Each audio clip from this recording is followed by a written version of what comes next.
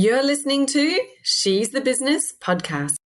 You probably already know that in order to grow your business and to reach more potential customers and, grow that awareness out there in the market, you're going to be spending some sort of time, money, energy in marketing. And yes, absolutely, you should be, because that's how your business gets out and connects with your all important prospects. But where should you spend the budget? How much budget should you be spending? These are the kinds of questions that we're going to be answering for you today in this episode. So stay tuned. Hi, I'm your host, Jessica Osborne, and in my 23 years of business and marketing, I've built many brands to become multi-billion-dollar companies. And just in the last 10 years, I've built 2 online businesses of my own from my dining room table with 2 little babies running around at my feet. I've made it my mission to inspire you to get out of your own way and become the successful business owner who's living the lifestyle you really desire without all the hustle. This is She's the Business podcast, made by women for women. This is your weekly dose of motivation and inspiration. Now, if I asked you, do you know who your ideal customer is? More than likely, you're going to answer, yes, of course I do. Or at least I know enough about them to market to them. Or do you? You see, the number one reason why most audiences aren't converting into buyers, or even if you're having trouble building an audience in the first place, is simply because you haven't gone deep enough to understand who it is exactly who you're speaking to. There's no connection being made there, and therefore those people aren't taking that next step. They're not connecting with you, they're not connecting through to become your clients. It's not so much about who they are as a person, who you might see, but more what is actually going on inside their head.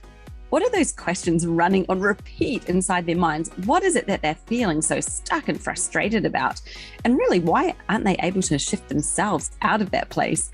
Now, these are just some of the amazing questions that I get you to explore inside my brand new Customer Avatar Worksheet. I've called it the ultimate Customer Avatar Worksheet because you will never, ever have seen one like this before. It is so much about what's going on in the mind, with a couple of questions just to help you get the visual profile of who it is you're speaking to as well. But clearly, it is their thoughts and the way to connect to their thoughts that shifts somebody from being just a person out there in the market into being somebody who's an active fan, a member of your audience, and not only that, but also a buyer. And that takes deeper connection than what most people are prepared to do. So if you're prepared to go that additional step to get really deep and meaningful with your ideal customer, then head over to my website and download this free worksheet right now, and you can get started. It's at jessicaosborne.com/customer-avatar. I've got the link for you here in the show notes, so you can hop straight over there and just get it, download it, and let me know how you get on. Like, how did you find this exercise that I take you through? Because I guarantee you are going to learn more than one brand new thing about your ideal customer that you never knew before. So enjoy, good luck. I hope you love it as much as I do.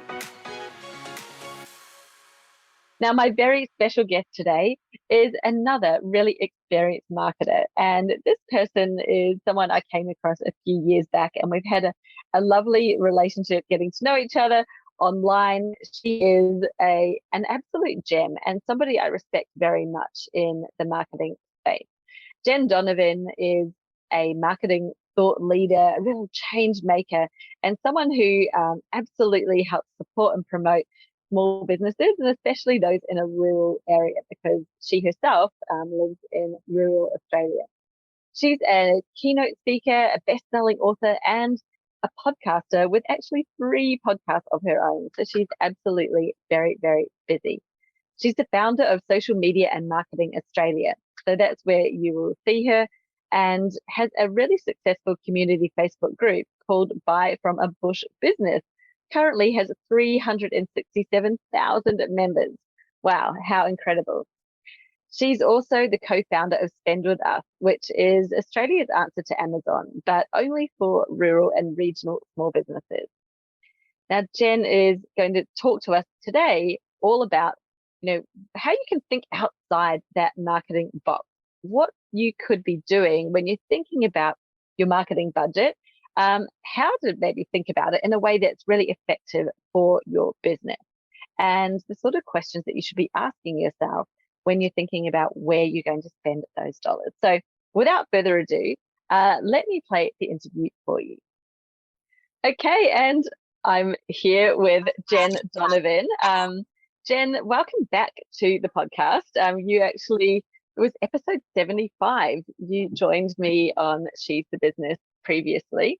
I don't know if you can recall, we had a really great conversation about why 4 out of 5 businesses fail and how to avoid putting yourself into that awful statistic. So what you can kind of really do to future-proof your business. And it was a great episode. So welcome back. Thank you. Very excited to come back. It was a great episode, and I don't know if the statistic has changed a lot. It's still quite high, but it was a good conversation and another good one coming up, hopefully. Yes. Well, today I'm actually really excited to talk about this because I don't think we've had a budgeting discussion on the podcast yet. But obviously, you and I both being marketers, running marketing teams and things back in the days where we worked for other organizations, the budget is a really key part of, well, what are you going to do? Where are you going to put your money to? So we're going to chat all about how you think outside the box, where you should be spending your energy and your dollars, because you want to be putting it in places where it's worth more. But before we get into that, because I know we could just start off on that tangent, please, for those who are new to the podcast, please tell us what it is that you do in your business, who you help. Give us that little intro, please, Jenn. Thank you. It's always really hard, isn't it, to introduce yourself and tell people what it is that you do. So I'm a marketing consultant for small business owners. I do have a bit of a rural regional flair because I live in a rural area. So I do have clients from cities and things like that, but I do have a bit of a passion and a bit of love for helping rural and regional small businesses. But I guess my whole business is built on the one goal, the one principle, to help small business owners make marketing a priority. That's all I want to do. I want them to make marketing a priority, not a sometimes activity, not a when I get time activity, but actually make time for your marketing and basically grow the business that you want to grow. I think it's really hard to grow a business without doing any marketing. And I always get a little bit of that, the hair that stands up on the back of my neck when I read comments like, oh, but I've never done marketing and I've grown my business, blah, blah, blah. And I think to myself, that's really good. But imagine all that money you've left on the table because you didn't do any marketing. Imagine what your business could look like if you actually put some energy into marketing. Plus, I don't really believe that they didn't do any marketing. No, I was just going to say, they may not realize that they've been doing it, but they are doing it, right? And I think that that's the whole thing. It's so integral to a business. Like, you can't actually have a business that is a real business and not a hobby if you're not doing some form of marketing, because that's how your clients find you, and you and I, obviously we totally believe in it because it's our background, but I find it really strange of someone to think that they could run a business and have no consideration of marketing at all, because you can't, if you're focusing just on your product or your service, that's wonderful, but how are you connecting it with anyone? How are people finding you? Like, anything that you're doing that's allowing people to find you is in fact marketing. Whatever you're putting out there, naming it, the actual way that you've put your service offering together and packaged it, that is all part of the marketing. Marketing is not posting on social media, and if that's what they're thinking. And then I reckon that's where the thought comes from, because for me, I guess, I have, marketing is everything. Marketing is the way you pick up the phone. Marketing is the way you answer that email. Marketing, if you live in a rural community or you live in a small community, marketing is the way you show up in the shopping center or at the supermarket. Like you're Yes. always wearing that brand hat. That's one of the bad things about being a small business owner, is sometimes you can't take that hat off. So marketing is everything. Like if you give really bad customer service, yes, it's customer service, but it's also marketing. No one's going to come back to you if you gave them really rotten service or overpromised and underdelivered and all of those things. So yeah, I don't quite believe they didn't do any marketing, but I still do have that thing of imagine what would happen if you made marketing a priority and grew your business using, well-founded marketing strategities. It's just like you could have a business that you've probably dreamt of. But yes. Oh, like we're so much with this, because I think last night I woke up at some point, those dreamy moments, and I've just had a lot of people recently who have been cold DMing me, and like quite a lot of, no, they don't just send one, or, it's not just the phishing, like, hey, I've got a question to ask you. It's like, well, what is the question? Clearly you're wanting me to respond. That means that you actually want to ask a question about my business so that you can sell to me. But they're like sending 4 or 5 and like going, when can we jump on the call to discuss this? And I'm like, whoa, dude, I haven't even responded at all. Like, you are just messaging an inbox right now. And it's like they're going straight for the sales. And what makes me just sit up and go, come on, wake up, like take the blinkers off, please. You cannot go from stranger to client and skip the entire marketing journey. Like, there is a reason why marketing exists. You cannot just go straight to a sale and expect that to be a successful strategy, because I am not interested in you. Like, I have no idea who you are. You popped into my inbox. I don't know who you are. I've never heard of you before. I haven't actually said that I've got a problem that I need you to solve. You haven't, like, there is no conversation at that point. And I get really passionate about this, and I've been trying really hard to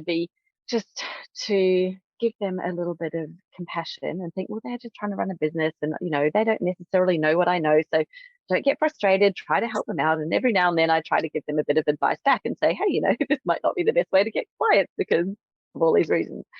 But this is why marketing is so important, because I click on 1 or 2 of them just to see, okay, well, who is this person and what are they? And they've got nothing happening. There's like a social media profile with 0. I'm like, so you've done nothing, and you're out there into people's inboxes.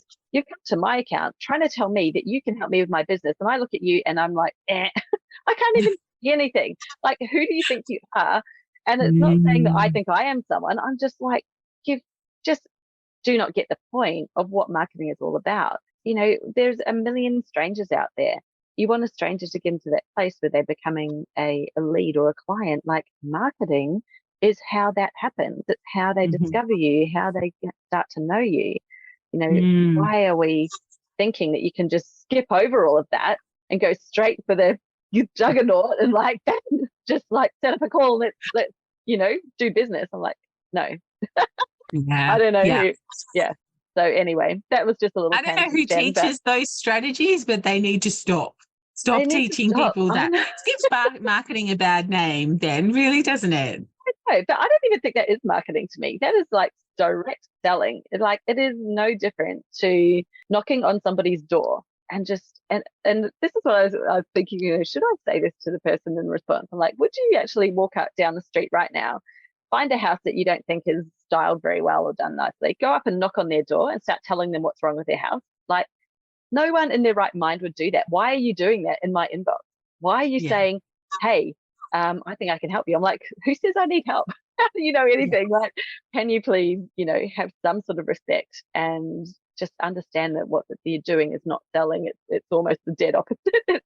It is making sure that no one is going to buy from you because we're highly offended before you've even begun. Yeah, and I get the ones on both Instagram and also in LinkedIn, because I guess, they have inboxes that you can read. Facebook is kind of a little bit more difficult to that sort of thing. And it's just like, they send you things a thing saying, you know, if I could give you 100 quality leads a month, what could that do to your business? And I'm like, make me curl up and cry.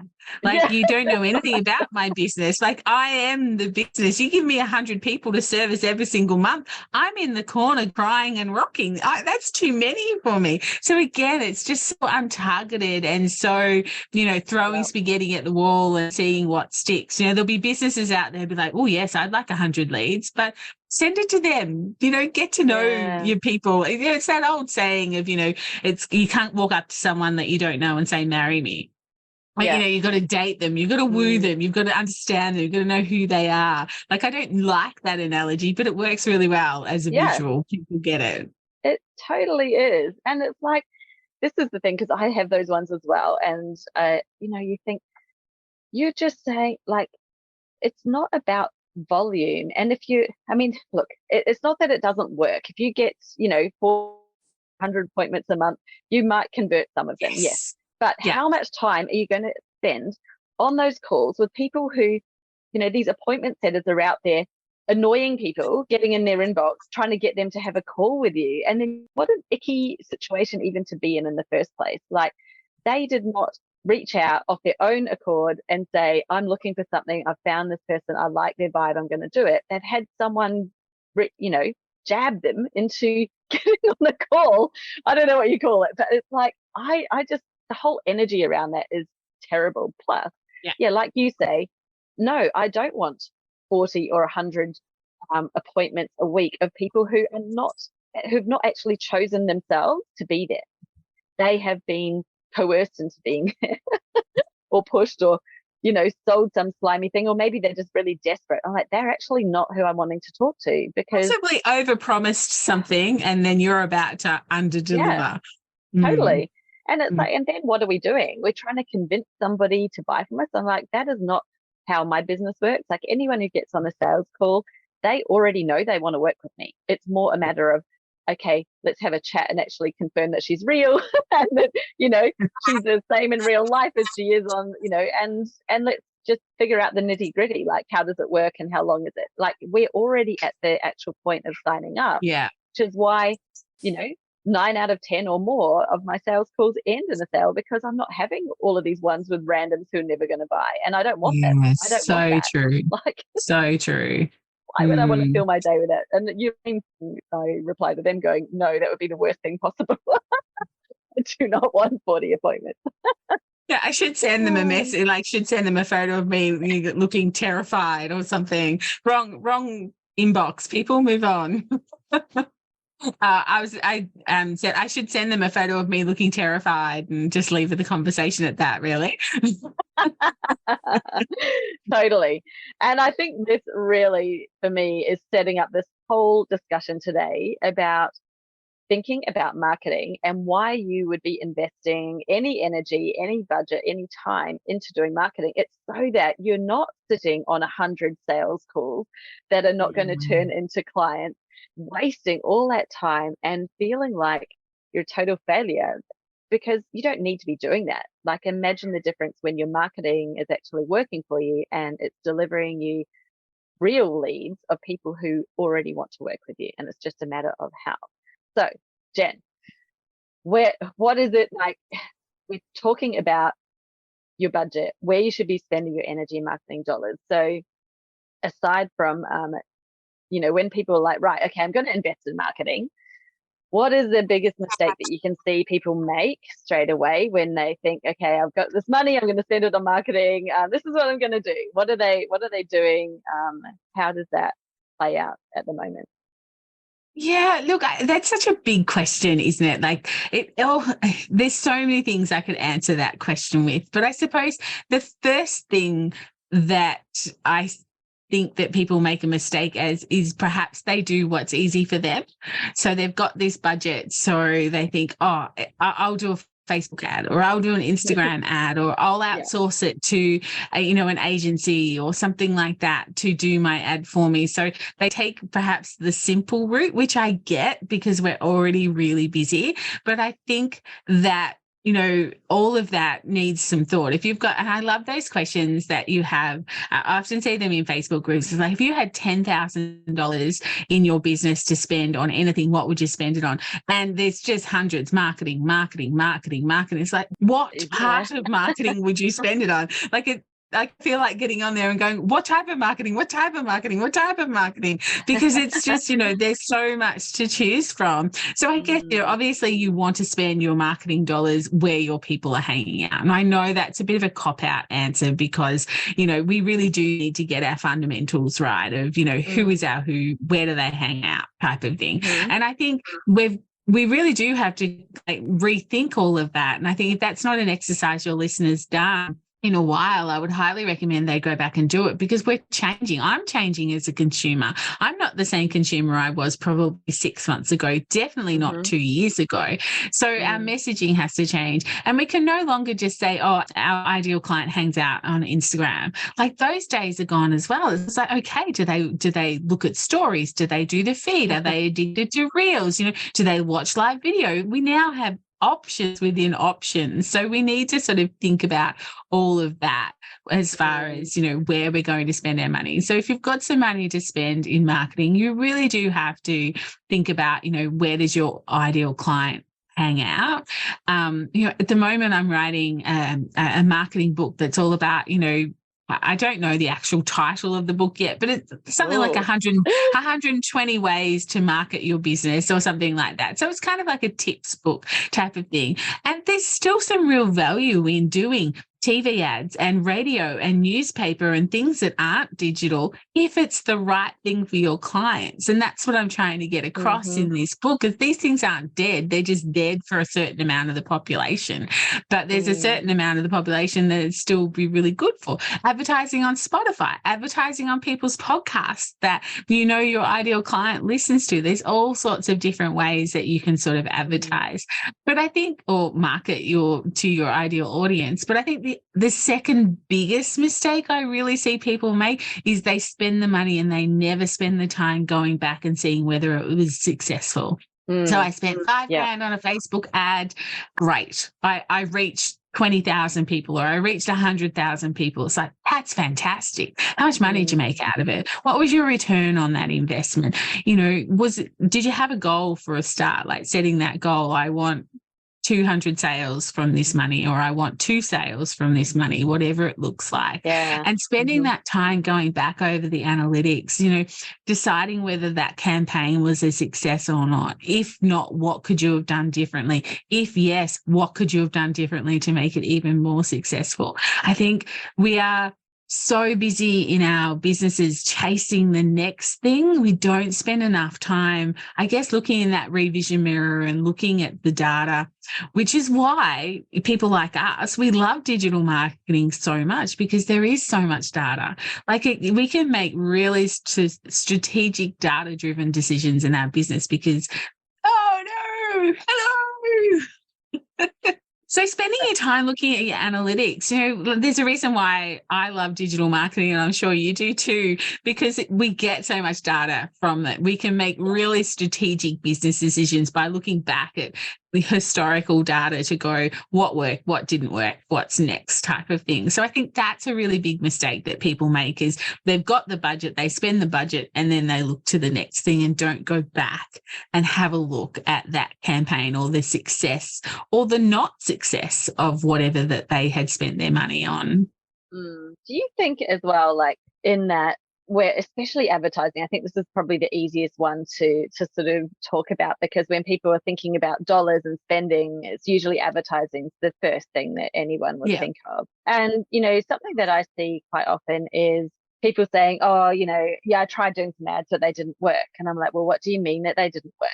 What about it didn't work? And they're like, well, I spent this amount of money and I only made 1 sale.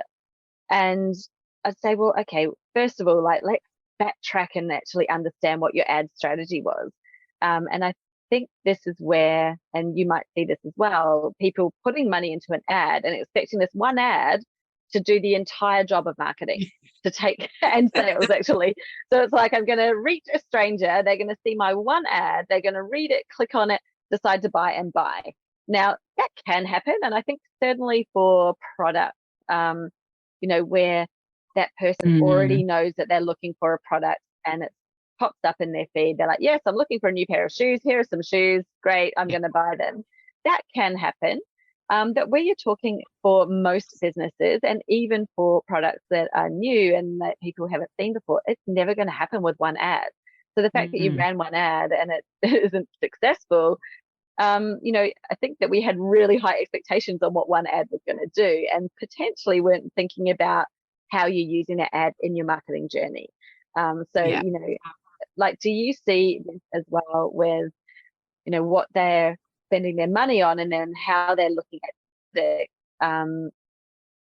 what is it that we're actually saying was successful or not successful and how you're attributing that spend? Yeah, absolutely. That is a really good point. And I see it all the time. And in fact, just the other day, I was on Instagram and there's this really, I won't name names, but there is this super cool ad. I freaking love this ad. It is so well produced. It is such a fantastic ad. It's selling a program, like a business program or something like that. It's super engaging. And so I went through the click. So I clicked on it and then it's like, who's behind this ad? So I clicked on their Instagram. I'm like, okay. And then in their bio, they had some other sort of another business that was basically, that was the business behind the ad. So you click through to the individual and then you click through to the business. I clicked through to the business on Instagram. They haven't posted since 2020. And that was kind of like, well, that funnel just fell off, didn't it? Like this ad, like I was never going to be the buyer of the product. I was the person that was curious as a marketer because I just thought the ad was just so good. But of course, anyone who does their research, like 2020 is still a business. Like, what are you doing running ads? Like, again, it was a really big disconnect, but maybe not everyone will follow that. Maybe other people will just look at the ad, click through and, join the program type of thing. I don't know. But anyone who does their due diligence just found that ad just plummeted. Like they were on a maybe, and then all of a sudden a huge no. It's like, why are you linking to Instagram if you're not posting since 2020? Like, don't even link to it. Don't even give me that excuse to, not want to buy. But yeah, and I think again, those touch points, the funnel, where does it begin? Like, what part of the funnel is it in? Is it an ad targeting a cold audience or a warm audience or a hot audience? Like if it's targeting a hot audience, someone who already loves and trusts you, can bring in sales quite quickly. But if it's a cold audience, like you're saying, someone you've never heard of, a bit of due diligence needs to be done, and then you find whether or not it's a good thing or a bad thing. Yeah, absolutely. And I think that ads can be an amazing amplifier of something that's already working. So it's like, hey, I've set something up. I've got a marketing, there's something for them to engage in, become a lead, and, and then we've got our sales process that happens. Well, I want more people to become leads. Great. So here's a reason where you're needing the volume. And this is where ads can amplify that, because you can put some money behind ads to help you to get more people to sign up to the lead. But it's not doing the entire job of everything for you, which I think is probably where a lot of people fall down, or also budget wise. So I'd love to hear about how you tell people, especially with, I'm going to put this budget into ads. So what are when they're thinking about the budget and how much to put in, is this going to be a good decision? What are the metrics that we're looking for to know whether it's a success? Like, how do you help people to determine how much they should spend, or be looking at for their targets? Like, what would their cost per lead be or cost per sale be, for example? Yeah.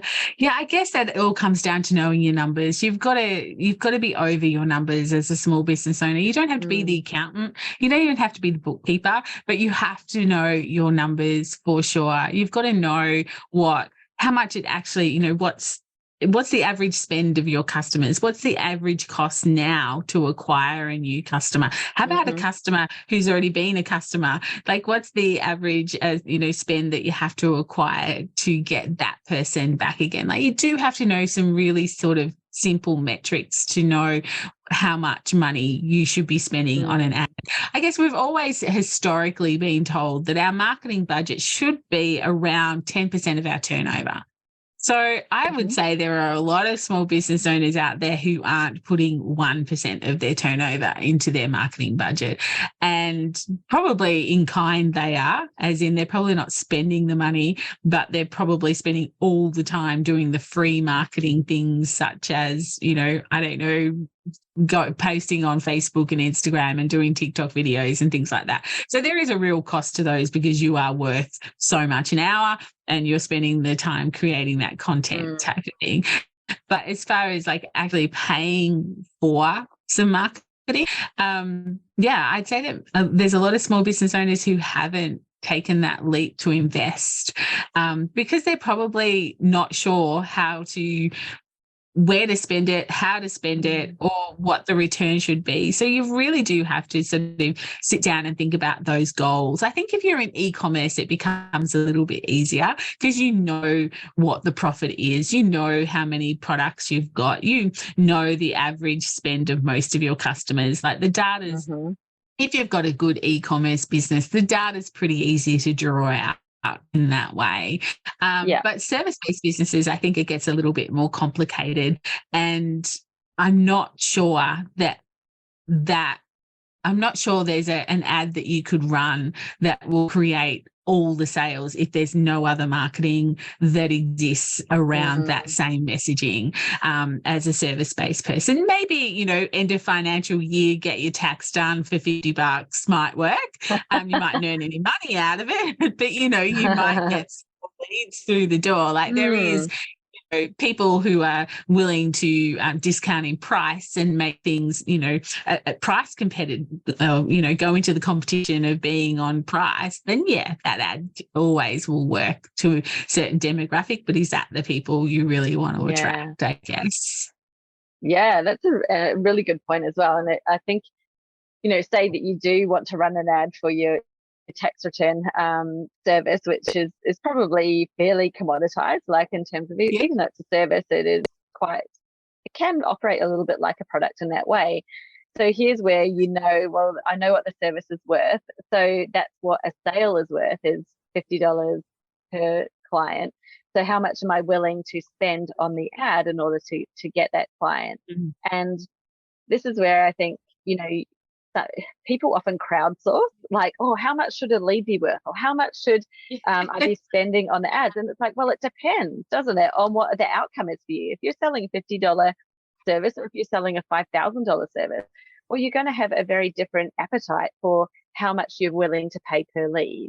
And that also depends on your conversion rate as well from that lead to the sale, doesn't it? So it's not complicated numbers, but it's like it just takes that little bit of thought, because the ad isn't an expense as such. It's actually, in this case, if we talk about your tax person, like you might spend $5 to get that lead and it's bringing you $50. Therefore, you haven't spent $5, you've gained $45.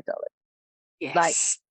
Because if you didn't spend that $5, then you wouldn't have that client. So, I think people often think about it in the backwards way of like, oh, but it's costing me $5. It's like, no, you're gaining $45. Like, do you want the client or don't you want the client? And that's where, you can kind of really look from that more numbers perspective as to what is the value of doing this? Is this worthwhile for my business or not?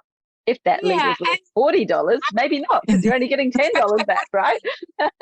or maybe depending on your business. Like, again, you look at the lifetime value of your client. Like, lost leaders have been done in business for years and they work really successfully. If you know, okay, I'm going to lose money on the first sale, but I know the lifetime value of my client once I get them in my world is $10,000 or $5,000 over their lifetime, whether you call that a lifetime of a human or 5 years or 3 years or 12 months, whatever it is, like that could be a valuable loss. You could be like, okay, I'm prepared to lose money here because I know my funnels or my offerings that, they'll start off small, but 80% of people then buy this program or then buy that product. So it is like, it's almost like a journey of your numbers. You've kind of got to, understand the journey of your numbers to know, what to spend on your marketing. And I know that sounds really complicated because you're like, I just want to do an ad, Jen, come on. And therefore that's where, you know, the beauty of marketing is test and measure. Like, you know, do an ad, do it and just test it. Don't put $10,000 into it, but, you know, put what you can afford and maybe, you know, test the waters and see how it goes. Go back, look at the data. That really worked, or that really didn't work. You know, as far as a social media ad or something like that goes, I always recommend people run 3, you know, for a start and just see, because human behavior is so hard to know. Are they going to watch a video? Are they more likely to click a funny photo? Are they more likely to click, you know, a lot of words, you know, whatever that, we don't know. Depends on how they're feeling on the day. So if you kind of set up 3 different creative ads and then you let the people tell you which one's going to work properly and then you switch the other 2 off, I think, you know, that's a really good way of, like, I know that doesn't work with all sorts of ads, but it can work definitely with digital ads. That's the thing, is it's often you're not going to know what's working for your business until you've done it and tested and tried it. You can get all of the advice, you can go round in circles, but at the end of the day, you are going to have to run some experiments and kind of feel like, hey, this is okay, it's an experiment. And also to sort of know what those numbers are that you're targeting. Like, what should your cost per click be? What should your cost per lead be? Well, you'll be able to figure that out once you backtrack from the outcome that you want and what your conversion rates are at each point in that journey. So it doesn't have to be complicated though, does it? Now, we're talking advertising here, Jen, but I know and you and I both know there's so much more in marketing. It's not about advertising, is not marketing. It is one tiny element that you can use. So what do you think in terms of someone who's sitting here listening, thinking, okay, right, so 10% of my turnover, I should be kind of allocating towards marketing to help me grow the business, to help me bring in clients, you know, consistently, whatever that goal is for them. What should they be thinking on in terms of, or where could I spend that budget? What sort of things would actually be beneficial to putting that energy and money into? Yeah, look, I think it depends a lot on what business you have. Like a service-based business would be a very different answer to an e-commerce business, for instance. And I'm going to really cop out again and go back to the marketing basics of knowing your ideal client and knowing your audience.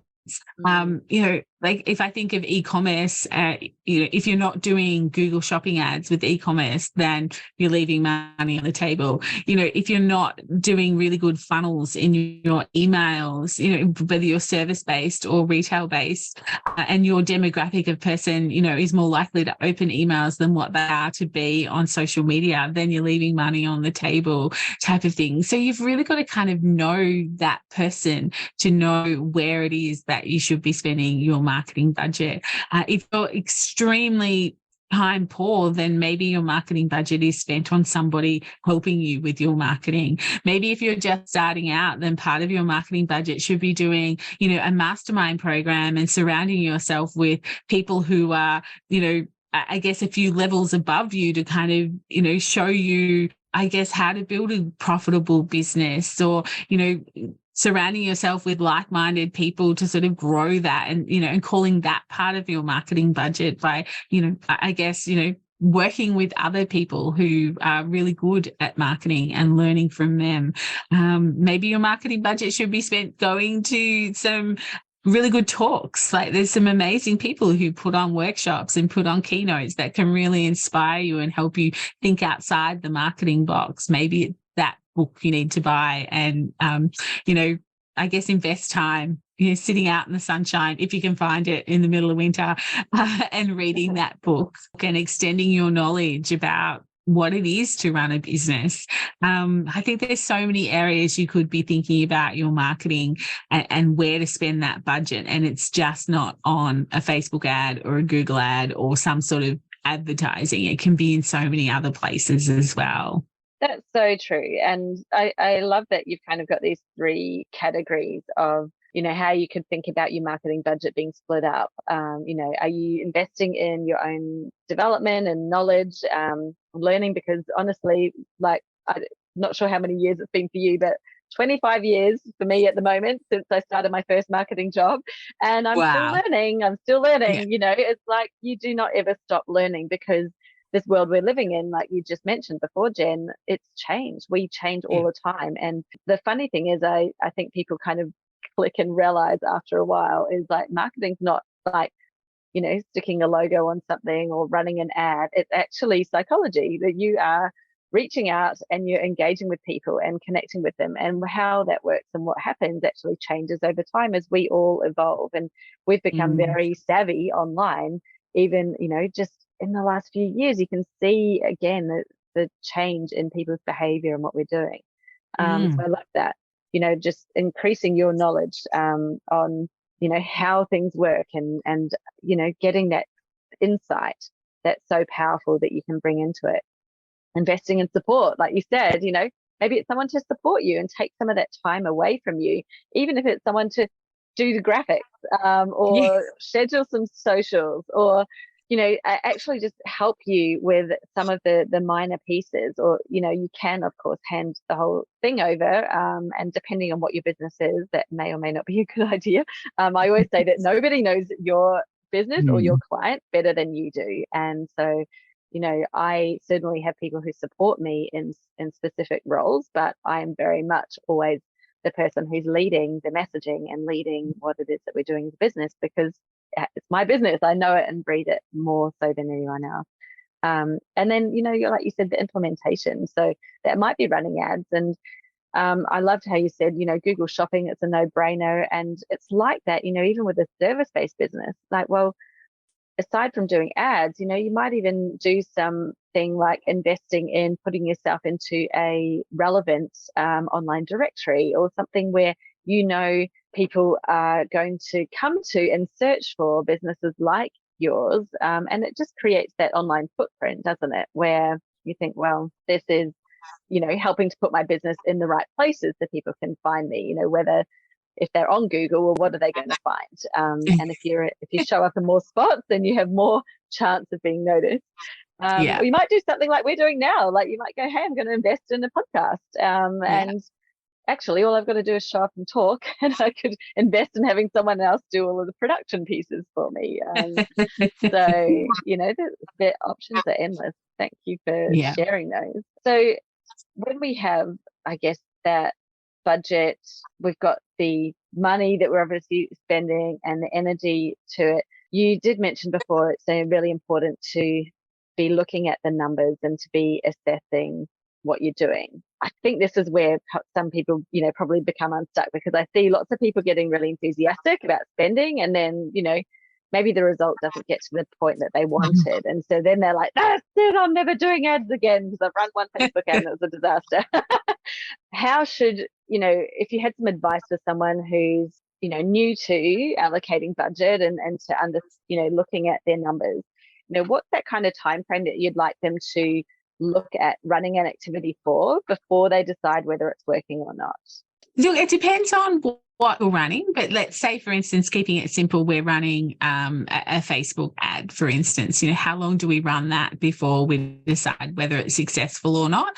I would say about 4 days. You'll have 3 or 4 days, you'll have a really good indication of whether or not it's actually reaching the people that you've asked it to reach.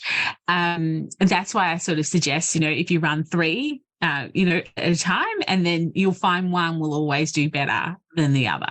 And then that's the one that you put all your budget into. And you've got to continue to watch it. It's not a set and forget thing, most certainly. But I think, especially with digital ads, and if I can say, especially Facebook and Instagram ads, you've really got to think about them like I don't know, I always say a 6-year-old child, but I'm not sure a 6-year-old child does what they're told either. So I need to find a different analogy. It's kind of like you need to think of these things as little kids. You were saying before that people might run ads. So I guess it's always really good to run, you know, 3 or so ads together, because then you do get to see which one is performing the best. And the humans that you've targeted have actually told you which one is working the best. So that's always a great idea. But if we take the example of a Facebook ad, I guess, if I can just dig a little bit deeper into that particular type of ad.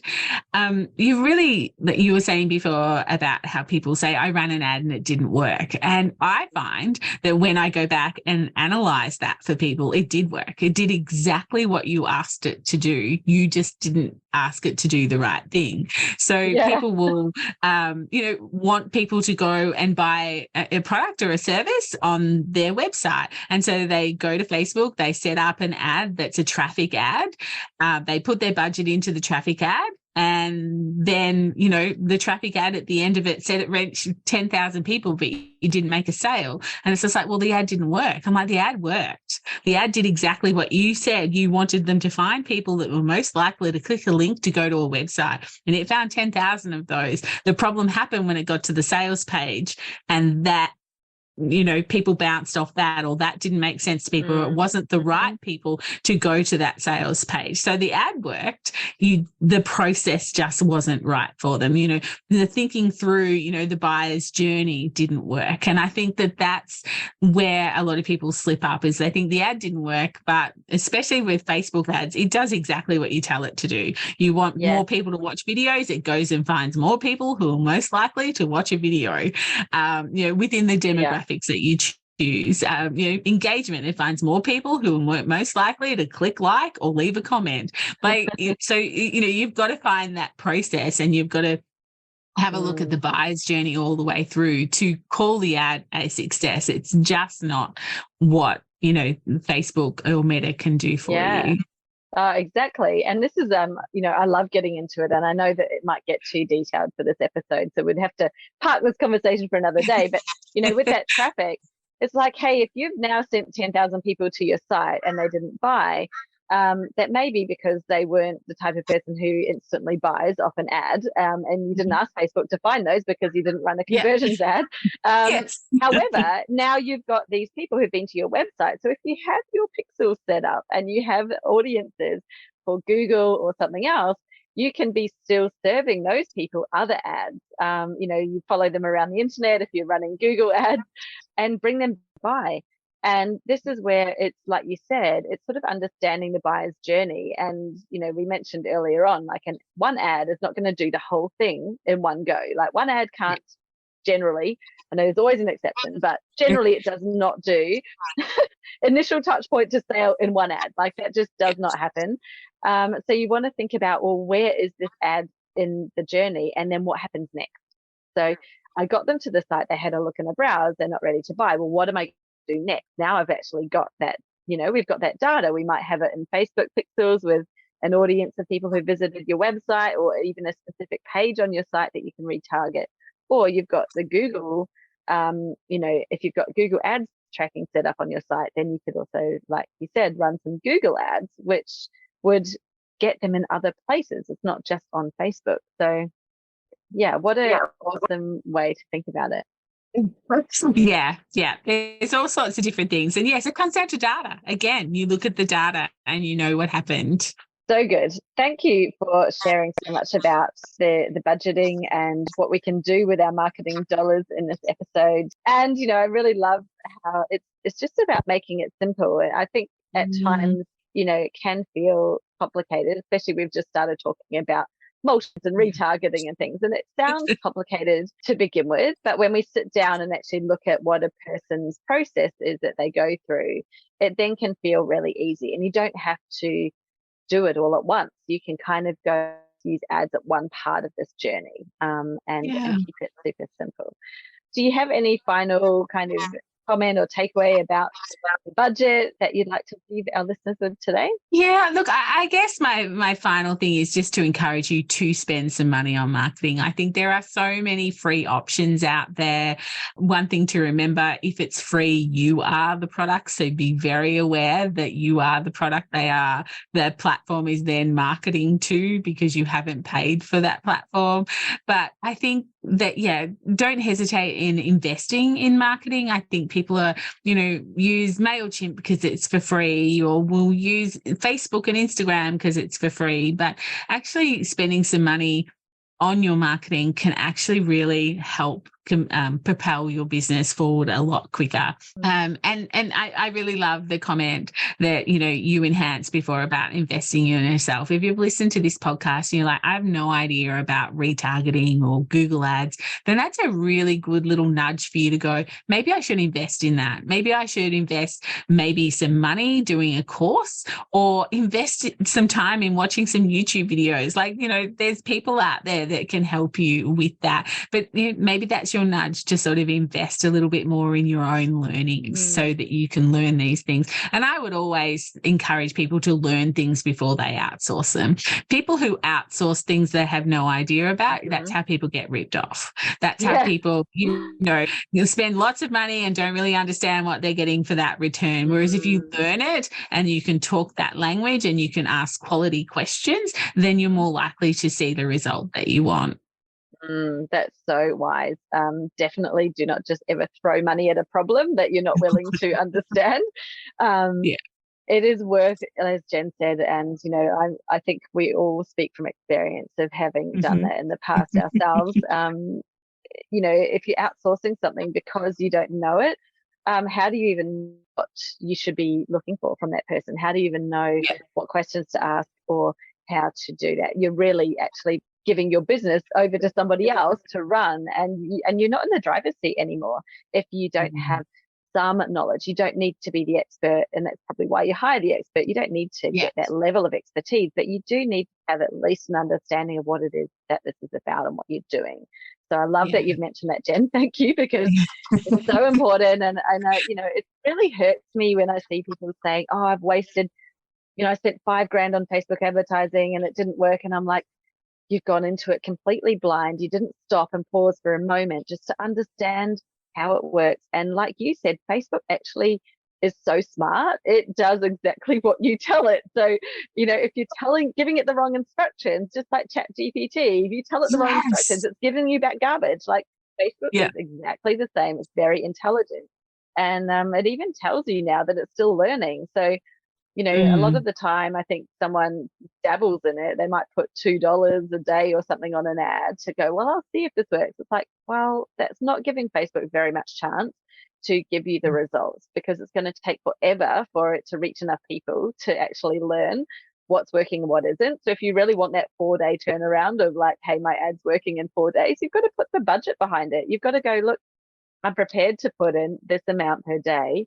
And yes, I'm not going to continue necessarily to run all those ads. I'll switch 2 of them off and just run one. But you need to give it enough data to actually give you the result. Is something that I definitely found as well. So it's important to invest up front. 100%. Yes, very much so. So, Jenn, if anybody's wanting to reach out and learn some more from you, Jenn also has her own amazing podcast that's full of marketing advice, and you can listen into some of Jenn's episodes as well. But where's the best place for them to reach you and connect? Thank you. So yes, my podcast is Small Business Made Simple. So come over there and have a bit of a listen to that. Otherwise, my website is socialmediaandmarketing.com.au, or I hang out on socials at Jenn Donovan in most of them. I must say my favorite place to hang out is LinkedIn. So if you're on LinkedIn, connect with me there. But I am on Instagram and Facebook because that's where my audience is, and I have to, but I do like hanging out on LinkedIn. I find it a really nice place. So come and connect with me there. But thank you so much for this chat. It's been a great chat. I haven't talked about this sort of thing in a little while. So thank you for allowing me and hearing from you as well. It's been a really good marketer to marketer chat as well. Absolutely. I think always love chatting with you, Jenn. I'm like, anyone who's watching on the video version of this will see that we've both been grinning away this whole episode. We always have so much to talk about. It feels like we're always kind of, better not go off down that tangent because we might get stuck down there for a while. Who knows where that might lead? There'll be hidden passages off there as well. And, but exactly. Thank you for sharing. So much of your expertise and advice. And, I think that you've raised some really awesome points to have a think about, things like the TV and radio are not dead. They're absolutely not. You know, we've only added more and more ways that you can reach your audiences as technology evolves. The old ones haven't gone away. They're actually still there. And it's amazing, isn't it? It's just understanding what works. Like you said so many times, it's really like you've got to get really clear on your business, your ideal client, what's actually going to work for you and your type of business and the type of transaction that you're doing as well. Like, what do they need from that? Because the ads or how you spend your marketing plays a really good role in that, but it doesn't do the whole job for you. Yeah, exactly. Amazing. Well, thank you, Jen. Lovely to chat as always, and no doubt we'll talk to you soon. Yeah, thank you. Thank you so much for tuning in to another episode of She's the Business podcast. I hope that you've been enjoying it as much as I have in creating the content to bring to you. So I really appreciate you being here. I appreciate your presence and your attention. Now, if you love the podcast, or maybe you just loved today's episode, then I would absolutely appreciate it if you would go to Apple Podcasts, scroll down, hit the 5 stars, and then leave me a short review about what it was that you really enjoyed in this episode, or maybe in the podcast overall. And when I receive those reviews, then I love to give those reviewers a shout out on my future podcast episodes. So you never know, you may hear your name getting a shout out in a future episode if you do that. So thank you once again for your time, and I'll see you next time on She's the Business.